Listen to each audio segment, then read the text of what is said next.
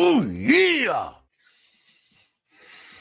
Hey, welcome to another episode of Spear from the Past. And we're here to about Survivor Series 99. We've got Austin here. Austin, how's it going? Hey, no, it's going good, Malcolm. Thanks for having me back, man. Appreciate it. So, yeah, talking about there's some noteworthy things on this show, but I wouldn't say a great show overall. But definitely things happen. We'll talk about it. Well, yeah, there's definitely a moment later that changes like the crowd reactions that happen. It's kind of sour. For sure. We'll talk about it. yeah. But as I always like to do at the start of these, I always like to do these kind of things of what is happening in the other areas of entertainment industry. The number one movie at the time Survivor Series happened was Pokemon, the first movie. Well, one of your favorites, right? That's right. The number one song in America was Smooth by Santana featuring Rob Thomas. They still play that song on my playlist at my job at the supermarket I work at. So, yes. And also, number one album was Supernatural by Santana. So it's like, But yeah, as we get into this, the first match we had was the Survivor Series match with D'Lo Brown, the Godfather, and the Headbangers defeating the Acolytes and the Dudley Boys. And one of the first things I noticed is like everyone in the Godfather's team wore pimp outfits. Yes. And then you had this receiver that came out like using the stuttering gimmick, which I'm pretty sure this was to be in the Dudley's first sort of come into WWE as well, to ask for some hose and stuff as well. But and yet I'm not sure how I feel about like disqualifications and countouts to Survivor Series matches as a reason for people being eliminated. It just seems to take away from the suspense of it. But Austin, what did you think about this match? Yeah, no, I mean it wasn't bad. Yeah, it was very strange. Just watching this one for a few reasons, and that the Dudley Boys were still fairly new here at the time. They just debuted like very late summer, and they saddled Bubba with this like stuttering gimmick, which he had a little while in ECW, but only like in the first time when he showed up in ECW for like the first year, and then he dropped that, and then he would go on to kind of drop it later, like into the early 2000s. But like it was weird seeing them team with the Acolytes because I figured they wouldn't get along, and they certainly really kind of didn't. This is the first time D'Lo Brown teamed with the Godfather but they would go on to actually be a tag team for a little while. And he would continue to come out kind of in the pimp outfit with Godfather, and they won the tag team titles for a little bit. And then they were a tag team till like maybe March or so, and then they broke up and had a little feud, of course, and had a little thing. But so, I think this is actually the first time they teamed up. The Headbangers are still complete geeks, and they're out there for a little while. Anytime the Headbangers were in there, it was kind of boring, to be honest. But once they were out of there, and they were out of there pretty quick. Once it got down to like the Godfather and D'Lo and the APA and stuff, it wasn't too bad. It's kind of your standard like opening Survivor. There's a lot of Survivor Series matches on this thing. I forgot how many they used to actually do just like randomly with random teams, random mid-card guys. It wasn't bad. There was a pretty nasty, Bubba took a lot of chair shots to the head back then, like straight chair shots to the head, dude. He took a lot. He had a lot of concussions. There was a nasty top rope power bomb in here near the end. And then the stuff they did at the end where Godfather did the hoe train like in the corner, and then D'Lo did the lowdown like frog splash. That would be their kind of tag team when they officially tagged as a tag team. So it was kind of interesting to see them do it right off the bat. So not a bad little opener. The crowd was at least kind of up for some of it. It seemed like they were up for more of the pre-match shenanigans with the Godfather than they were for the actual match. But that's the story of like the rest of the show for this. But like, it wasn't bad. It was fine. It was fine. Next up, there's just something that surprised me that I found out is that we had Kurt Angle defeating Sean Stacey, and this was Kurt Angle's debut, I Yes. believe, and which I didn't realize. For some reason, I thought he was much earlier, but the match itself was fine. Like it was a decent debut for Kurt Angle, but the crowds there was a random point in the match where the crowd just seemed really bored and they randomly chanted "Let's go Red Wings," which I believe Red is the Wings. sports Yeah, team. that's the Detroit Yeah. hockey team. Yeah, the Red Wings. They were in Detroit for this match. Yeah. Yeah, Oh. and then Kurt Angle's little bit in the middle was like, "You do not boo a gold medalist." Well, I mean, it was interesting, Malcolm, because technically this was like a heel match. Like, I think the crowd just didn't know who to cheer for because Kurt Angle's character in the promos and the vignettes leading up to his debut here were very much just like, I'm an Olympic gold medalist, I'm Kurt Angle, I'm this, I'm that, and all these accomplishments. So the crowd took that as like an arrogant, like cocky, heel. And then Sean Stasiak, who the crowd would have only known as Meat, maybe a year before. That was his like previous gimmick. They said he was like re-debuting here, basically. And then it's weird because he was here for a very short period of time, Malcolm. And then he was off back to WCW in 2000. He was the National Born Thrillers in WCW. So the crowd didn't care because they didn't really have a reason to care about Kurt Angle yet. I mean, it's historical, Malcolm, in that this is the debut of Kurt Angle, one of the great wrestlers of all time, so it would go on to be, something, and this is historical in that aspect. But I thought he looked good. I mean, like, he looked pretty natural for what he was doing. But if you had him in there with somebody maybe like, if you wanted to establish him as a heel, it's fine. You need to have at least like a mid-card babyface to work with. Nobody cares about Sean Stasiak, so the crowd was bored, and they didn't care about Sean Stasiak, even if he lost. So it was just it was a little too long, too. I thought it maybe dragged out 2 or 3 minutes longer than it should have if you want to make Kurt look strong. But I thought he looked fairly natural in his debut. So it wasn't like a bad debut. He would go on to greater things every week, in the weeks and months to come. But, it was okay. It was just kind of okay. Yeah. And then and as they've done sort of throughout this match, they showed highlights from Heat to hype up various matches. They showed clips of like Austin and Rock beat up Triple H, Road Dogg, and X-Pac. Nothing much to say about those. But the next Survivor Series match we had was Gangrel, Mark Henry, Steve Blackman, and Val Venus. And Mark Henry was in his sexual chocolate gimmick at this point. He still was. Defeating the British Bulldog and the Mean Street Posse, which was Joey Abs, Pete Gas, and Rodney. Which seemed like a really random pairing, but I'd sound like the crowd didn't care for much of this match at all, and it just seemed to be like a paint by numbers Survivor Series match. No, I don't really have much to say about this. Also, what do you have to say about this? I mean, the Mean Street Posse, like, if you know them at all, they're just a bunch of dorks anyways, like, who never won matches, essentially, and only most of the time wrestled on Heat or, Metal or something like that. They didn't wrestle that much on the main cards. But when they did, like, I like their theme song. That's about all I like about them. But, this is also British Bulldog.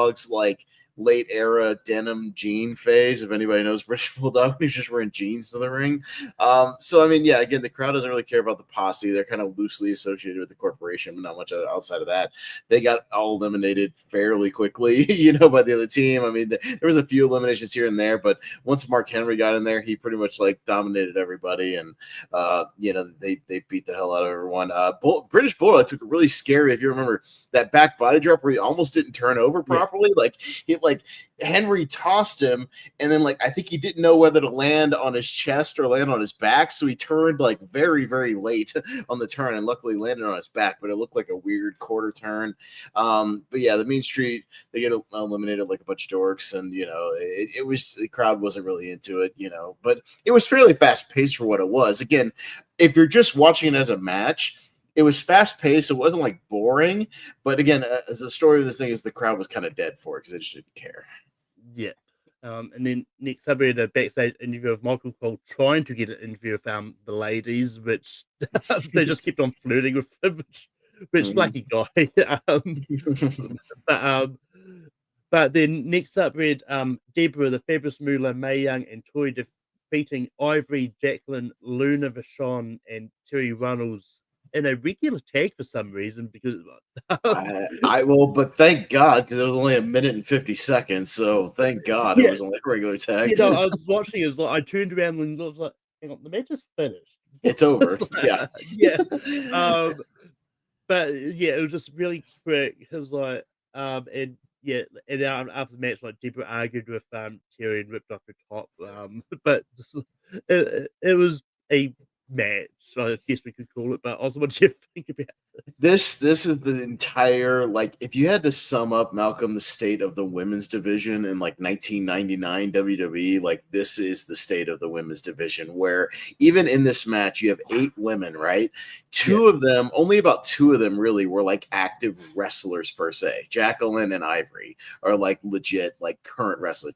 Mae Young and Moolah were like still hanging around, but obviously their prime heyday was like years and years before that, you know. Tori was like X-Pac and Kane's like valet for most of the time. Terry Runnels was a valet most of the time. Luna Vachon was a valet most of the time. Deborah was a valet for most of the time. They're not even really wrestlers. So like it just goes to show like the state of the division where you really only had 2 wrestlers. I don't know why we couldn't have just had Ivory and Jackie in like a match, like just randomly on the show and give them 5 minutes and let them work like a quick match. I've been fine with that. But yeah, this is bad. Just very people kind of falling all over each other, and then the finish just kind of happens out of nowhere. Somebody pins somebody. I don't even remember. They just turn back around. All of a sudden somebody was pinned. It's like, I don't know. Like this is nobody cares. This is the state of the so anybody that complains about the women's division now, go back and watch this, and you'll have a whole new appreciation for women's wrestling now and the talent that the rosters have. And the fact that Ivory and Jacqueline were the actual wrestlers, and they were the ones on the losing side. Yes, that's even more. Yeah, and you had one side 2 70-plus-year-old women and 2 managers essentially on the other side, and they're the winning team. Yeah, that just shows you everything you need to know about this. Yeah. But then next up was something that was a little bit surprising for me because I've only even known Lillian Garcia as a ring announcer. I did not know she even did backstage interviews. Occasionally, most of her famous ones were with The Rock in like 2000. She did some famous, like kind of funny ones with The Rock, but yeah, she kind of bounced between the roles, and they phased her into the Raw ring announcing in the early 2000s. Yeah. But she was interviewing X-Pac about his upcoming match with Kane. And I get it though. I think they were tag team at one point. So I think I remember hearing it. So like, and he said that he carried Kane for months. It was a pretty standard interview. Like nothing much was said. But leading into the actual match, we had Kane versus X-Pac, which I thought was a decent match for what it is. And then you your interference you expected with Road Dogg and Triple H interfering, leading to a DQ, and then DX sort of beating down on Kane until Tori came out to try and help, which led to Tori being attacked. Also, what are your thoughts about Kane versus? I thought I remember this being the match where Tori actually turned on Kane, but I think that happens on Raw, like in the next week or two after something. But yeah, I actually thought like until the DQ, I thought it was a match because like Buck is a good worker. I thought he had decent Kane, like he was throwing the big kicks and stuff. Kane was kind of eating it. You know, he was hitting the power moves and whatnot. The crowd actually was kind of into it because you had 2 of the bigger stars on the show, at least in this match. And I was rolling with it. And I was actually having fun with this. And then, it's just like a cheap DQ with the DX guys. And this is a whole thing where Kane and X-Pac were tag team partners for a while. They were tag team champions. Kane was like kind of loosely associated with DX for a little while, kind of tangentially. But Tori, eventually, they just kind of feuded with each other, mostly over Tori, and then like it kind of went on. And the feud between the 2 of them didn't last very long. It was like this very specific period for like maybe a month or 2, and then they just kind of moved on. But this was a whole lot of nothing in the end just because of the cheap DQ, which I don't like. I don't like cheap running DQs on pay-per-view. I feel like you should save that for like Raw or SmackDown or something, like if you're on a pay-per-view, I'd like to see a winner. But then next up, we had Michael Cole about to interview The Rock, but then Triple H attacked him, causing a brawl. Nothing really much to say about that. But then we lead into the next match, which was Big Show versus Big Boss Man Mideon, Prince Albert, and Viscera in a 1-on-4 handicap Survivor Series match. They did show a clip from backstage of Big Show taking out his partners, and then they showed other clips of what led up to this, like Big Boss Man sort of going attacking Big Show at his funeral and Dad's funeral and all that, and Mm. um, the match was quick. It was just pretty much Big Show being dominant and taking out everyone, like choke slams and stuff. Mhm. Which, as it gets revealed later, it's all for the reason for why they had Big Show in a very quick match. Yeah, Yeah. right. What are your thoughts about this match? I mean, yeah, there's not much to say, but yeah, for anybody wondering, yeah, this is like a post match thing of the infamous, when Big Boss Man showed up to Big Show's dad's funeral and like dragged the casket around on a car. Like that was like a pretty infamous clip from the Attitude Era of a feud that didn't like that's just kind of bad. But yeah, I mean, there's not much to say about the match. Big Show came in, House of Fire, choke slammed each guy, 1, 2, 3, choke slam, 1, 2, 3. It wasn't much to it, but yeah, like you said, it wouldn't be the only time we would see Big Show tonight. But yeah, not much to say about this. It's just kind of making Big Show look strong for later. But then we get a bit the backstage segment of Kevin Kelly interviewing Steve Austin. Then later, Triple H attacked him, then ran away. Then it showed Steve Austin looking for someone before he got ran over. Then Vince was called for help and yelled at Triple H, who said he's not taking the blame for it. And then Vince went to the hospital with Austin. And yeah, later on, it gets revealed later that it was Rikishi that did it. He did it for The Rock. But all in all, this angle seemed to be a weird placement because then once again, when we talked about when we did pay-per-view had the Tim White stuff, this is going to sour the rest of the thing because everyone's going to be worried about Austin and that, and this seemed like a weird placement. Like if they did it on Heat, and then fans could have gone into this knowing Steve Austin was not going to be in the match, because I think that was a big thing too that I read from some reviews. Like this was being booked as Steve Austin being in the main event. And so to do this angle on the pay-per-view and take it out like that, it just seems weird, especially if some fans went specifically just to watch Austin compete. But Austin, what are your thoughts about this angle? And no, I mean, so this is a pretty famous angle. I think most wrestling fans have seen the clip, from the actual pay-per-view where he gets hit and rolls over the car. And obviously it's a stunt guy. They did some strategic editing to where Austin ducks back and the stunt guy does, and then they kind of roll back. But yeah, it's the famous clip where JR goes, "My God, that car just ran over Austin," that sort of thing. And so yeah, it's a pretty famous clip. I think most people have seen it. It would later be revealed that Rikishi was driving the car, but Triple H kind of masterminded it, is like what kind of came out later. So he was kind of involved. But yeah, it definitely kind of deflated and took the air out of the crowd for later on, because I think the crowd was obviously waiting to see Austin in the main event, regardless of whether he won or lost. And I think it was bad timing to put it right in the middle of the pay-per-view, because then the crowd really had like nothing to get super hyped on later. And I think they were reeling from the fact they were like, oh, so this is like false advertising, like Austin's not going to be here. Okay. Like that's not cool. Like I have to think there was a way, Malcolm, where you could have filmed this, like maybe for Heat, but I would have done it if Austin was physically able to work the match, even in a limited capacity. Like, and even if you had to insert Big Show in as like a fourth guy and make it like a 4-way or something, like have Austin be involved in the match. Maybe he chases somebody to the back or whatever, and then he gets hit at like the end of the show, and that's like a tease, going into Raw. I think then the crowd would have at least gotten to see him out there doing something, then bring him back and have the ending angle be like, oh my God, a car just ran over Austin, like while he was chasing somebody at the end of the pay-per-view, or whatever. You could end on that. So yeah, doing it in the middle of the show, man, you could just hear the air get sucked out of the arena for the rest of the night. Like this crowd was just like beyond dead for the rest of the show, like pretty much. Yeah. I will get to it when we get to the main event, but there was a moment in the main event that makes me question, like, how far away is the actual hospital from the stadium? But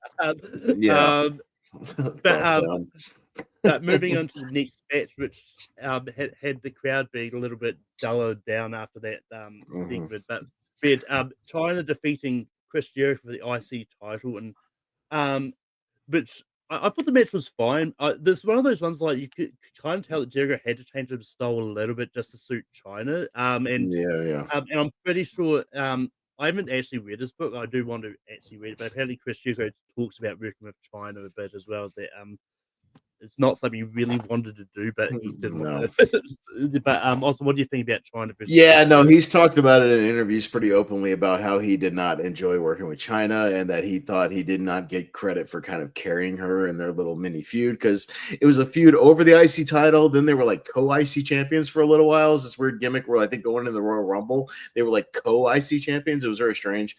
But yeah, like he had to slow down his style to compensate for China because she couldn't, work as fast. I thought I thought it was okay for what it was. I think Jericho did his best to kind of carry it, but China's never been very good. I've never been a big fan of her, like as a worker. I think as a presence she works, but like as a wrestler, I don't think her strikes look very good. I don't think her offense particularly looks great. She was over with the crowd to a degree, but yeah, seeing Jericho in this capacity was not probably the best use of him. I would like to see him work almost anybody else, on this card. And probably have a better match. See, it wasn't bad. Jericho beat the hell out of her. Like it looks like he was laying in a lot of stuff, on her pretty solid. And yeah, having China go over clean with a top rope pedigree was kind of crazy. Like she hit literally like a top rope pedigree. That was bizarre. But yeah, they would continue this feud for a while, so it wouldn't be over. Yeah, like I said, they would become like co-IC champions. It was a weird kind of feud going into later in the Rumble.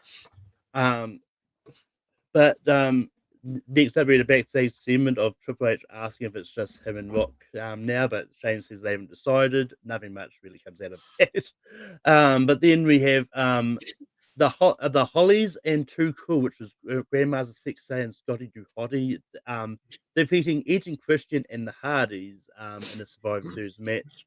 And I thought the match was fun. I thought I thought this was probably one of the better Survivor Series matches on this card. And which it's not impossible to say because like how can you not with people like Edge Christian and the Hardys. And I think it was just a pretty good match. Once again, the crowd didn't seem to be into it, but once again they were already taken out because of the segment. But also, what do you thought about this match? Yeah, I thought up until this point, this was the best match on the show. I actually thought this was the best of the Survivor Series, types of matches. It's very, very fast paced. It was weird seeing Too Cool and reaction because you fast forward like 6 months from now and they're some of the most over they're like one of the most over tag teams on the show. Like they're very over about 6 months from now. I think they were still kind of finding their footing with the gimmick, but yeah, and it was also weird to see the Hardys teaming with Edge and Christian when they're usually fighting opposite sides of them. It would have made more sense, like again, you fast forward a few months and it would be like the Hardys and Too Cool versus like the Hollies and Edge and Christian. Like that would make more sense from like a heel babyface thing. But yeah, I mean, no, these guys were flying all over the place. Like it was very, very fast paced. The cameraman got knocked over at one point. Somebody did like something in the corner. One of the cameramen got kicked over. There's some good stuff where they're beating the hell out of Jeff all over the place. Hardcore Holly hit him with a nasty drop kick in midair that looked pretty rough. But yeah, it was a lot of fun, and it's too bad the crowd, again, was still kind of deflated from the Austin thing. This was at this point the best match on the show, and I thought it was actually pretty fun for what it was. But then with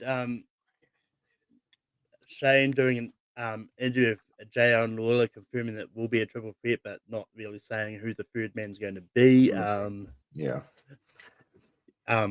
And Lawler was kind of getting annoying at this point too, because he kept on going on about like the main event throughout the show in his last few minutes. But New Age the next up we had New Age Outlaws defeating Al Snow and Mankind for the tag team championships.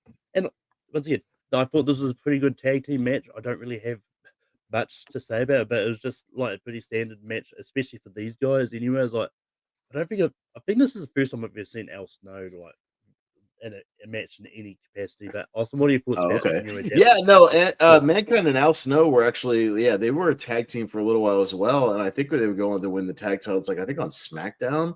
But it's if you go and read Mick Foley's book, he said this time when he was teaming with Al Snow, he probably had some of the worst matches of his career. And in his opinion, he was kind of out of shape at the time, and he thought he was going to be retiring soon. Which oddly enough, again, retirement, and he goes on to have a lot more matches, obviously in the future. But yeah, I thought it was okay. Again, it was weird seeing the New Age Outlaws do their entrance when they're technically heels and they're like still doing their babyface entrance. It's a little odd. But yeah, I thought it was okay. Again, for what it was, it's not my favorite kind of time for Mick Foley. I think he would pick it up again, early 2000s with the feud with Triple H. So I think things would pick up a little bit more. He got a little more motivated then. But yeah, I mean, for what it was fine, but I thought it was, not much more than kind of a standard TV sort of, tag team title match, that sort of thing. It was okay. But and then we get into the main event, which was Triple H versus The Rock versus the Big Show, which was revealed to be the person that was replacing Stone Cold Steve Austin. And obviously this was booked as Vince being the guest ref, but for obvious reasons he wasn't there, at least for the start of it anyway. But look, for a match featuring The Rock, still thought there would have been some kind of crowd reaction, but I think the crowd was pretty much dead for a lot of this match. But I thought the match was decent. There was a lot of like interference all over the place. A lot of refs being taken out, but Shane Man comes down and then the moment which makes you question how far away that hospital actually is like Vince comes down at the end as he's the one that counts the pin at the end. Like how far away is this hospital if he could get back in time just to get there to count the pin for the main event? It's like Yeah, right. But also, what did you think about this main event? Yeah, I thought the match itself was kind of okay. Again, it was hindered by the fact that the crowd really wanted to see Austin in there instead of Big Show. I think they really didn't care about the Big Show being in the match. I think the only time they kind of got up for any of the stuff that was happening to him was when Triple H and The Rock did that double suplex on his table, and put him through that, and it kind of became a one-on-one match for a little while. But yeah, there's a lot of like, interference stuff at the end. Vince is like hitting Triple H with the belt, and there's Shane McMahon's in there trying to count pins. Yeah, all the kind of stuff. Yeah, and then Big Show wins, and the crowd just does not care. Like he's doing this big celebration. He's like, dude, he's on his knees. He like looks like he's crying, and the crowd is just like they do not care. And and almost rightfully so, Malcolm, because Big Show would go on to have like one of the worst title reigns ever for like a month and a half. Like it was really bad. Like he was literally on the mid card almost every show, and he's the champion. He goes on at Armageddon, the next pay-per-view, to beat Big Boss Man in the match, which is like really bad for your champion to be like wrestling the Big Boss Man. It's not even the main event. And then he loses it on a random Raw like the first or second week in 2000 to Triple H. Like Triple H just takes it, a couple weeks before the Rumble. So I mean, it's a really piss poor title reign for this one. And yeah, I don't know what they were thinking. I don't know why you didn't just put it on Triple H. If you were gonna have him, be the champion going into Royal Rumble anyways, like I figured just have him retain the title here, and I think it would have been fine. And it wouldn't have been that big a deal. But yeah, I guess they wanted to try to get the Big Show over, but I don't think the crowd was like ready to accept it. I think they liked him as a big monster, but not as champion yet. They weren't ready for that yet. Yeah. Because he'd only been around the company for a few months. He had just debuted at the St. Valentine's Day Massacre like 6 months earlier. So, I don't think they're ready for him to be champion yet. But yeah, it was kind of a lackluster main event, mainly because the crowd, you didn't have Austin, you didn't have the energy, and it kind of ends the show in kind of a whimper when the Big Show wins. Yeah. And actually, one thing I meant earlier, did Big Show's father actually pass away around this time, or was that all for storyline? I think it was a storyline thing, but he might have. I can't remember 100%. It wasn't real. I'm pretty sure his dad had died like a few years before that. It was just like a storyline thing. Like I don't know who came up with the idea of like the casket thing. I don't know if that was like I can't remember. I don't think Vince Russo was still around at this time, so it wasn't a Russo idea. But whoever's idea it was a really bad angle to try to get heat just on him and Boss Man. It was really weird. Oh yeah, no, because I thought it'd be definitely be poor form if his father had actually died and they worked into the story. No, I had his That's- Wikipedia yeah. up actually, and it said like it mentions it, and it says like around the death of Big Show's father. Parentheses. In reality, White's father had died years before. Yeah. So I guess that's not true at all. Yeah. Yeah. No, the reason I asked was like his whole celebration was like it just felt like it was real because it felt like he was like trying to tell his father that he finally that it made it and like that. Yeah. Which I think might have been what he was trying to do, but the crowd just wasn't into it, as you said. Yeah. But we've kind of already talked about what we would change if we went back in time, especially changing how we did the whole Steve Austin run over angle anyway. Yeah. So but Austin, overall, what did you think about the pay per view? Yeah, I don't think it's a very good pay-per-view overall at all. I can't see myself going back and ever like watching anything specific from this pay-per-view. Again, I think there's a few historical aspects in that you have Kurt Angle's debut match. So if you're morbidly curious about his match, although I'm sure you could find it somewhere without watching the whole pay-per-view if you didn't want to, so it's at least historical in that, you do at least. You do have the Austin, getting run over incident, so that's something. And yeah, you do have the Big Show winning his first, WWE title, but, kind of unadvertised, in a different capacity. So, a few historical notes, but I think for the most part, again, the crowd is not very hot for like most of the show. Like they'd only get into the few things here and there. They really kind of deflated, knowing that Austin wasn't going to be in the main event. And I think the best match on the show might have even been like that Holly's and Edge Christian and Hardy's like Survivor Series time. And even that's like maybe a 3-star match at best, out of 5 or something like that. So when your best match on your show is maybe 3 stars and most of the other ones are like 2 or less, I can't say it's like a great show. So if I had to give it a score out of 5, like I will say it's breezy while you're watching it. Like I was saying, like I was never really like bored, but I wasn't super invested either, if that makes sense. It was just kind of there. So I would maybe give it like, I don't know. If I'm being generous, I'll give it a 2, but like a 2 out of 5. But in all honesty, it's probably more like a 1.75. It's going to be forgotten pretty quickly after I watch it. Yeah. I mean, for me, like going into this is like as someone who's just never seen it before, is like I was entertained enough. And it's one of those ones like it's one of those ones. It's always good seeing some of these wrestlers I actually know as well. It's like so I'm probably a little bit higher than you. I've been about 3 out of 5, but yeah, whether or not it's one that but once again, I don't think I'll ever go back to watch the full thing. I'll probably go back and watch certain parts of it. But Sure. but yeah, but that is different parts of this week. I'm going to spin my reel and see what the next pay per view I'll be covering will be.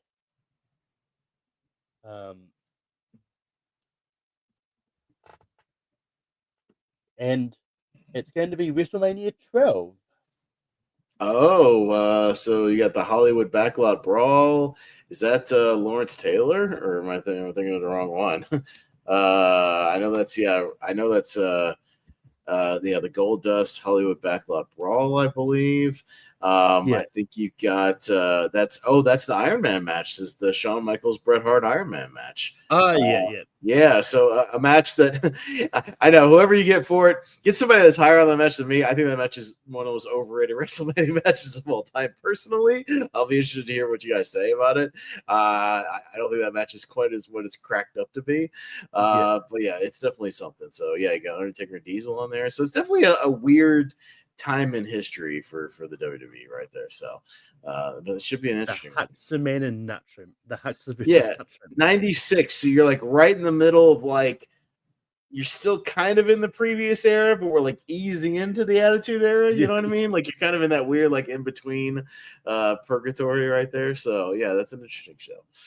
But that is the end of Speaking Past this week. But Austin, where can people find you online? Yeah, no, mostly over on the Movie Hero Network. You can find me hosting or co-hosting all kinds of stuff over there.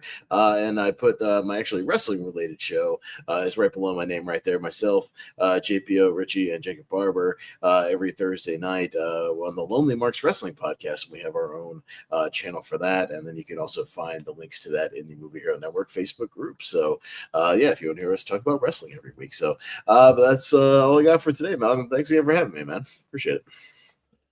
Yeah, and you can find me on Paper Productions hosting Rankum each week. Next week we'll be ranking the Conjuring Verse franchise, which after watching some of these for the first time, I regret putting it on the poll, but but it is what it is. It's a big franchise. I was always going to eventually having to do it. But and you can also find me as Spear from the Past each week. Next time we'll be talking about WrestleMania 12. And then I'll pop up on the Movie Hero Network from time to time. In fact, in about 25 minutes, we'll be live with the Science Fiction Mystery Tournament. So, yep. But with that, that is the end of this for today. And just because I actually still got it here, I'm going to be playing this, Bob. So we go out.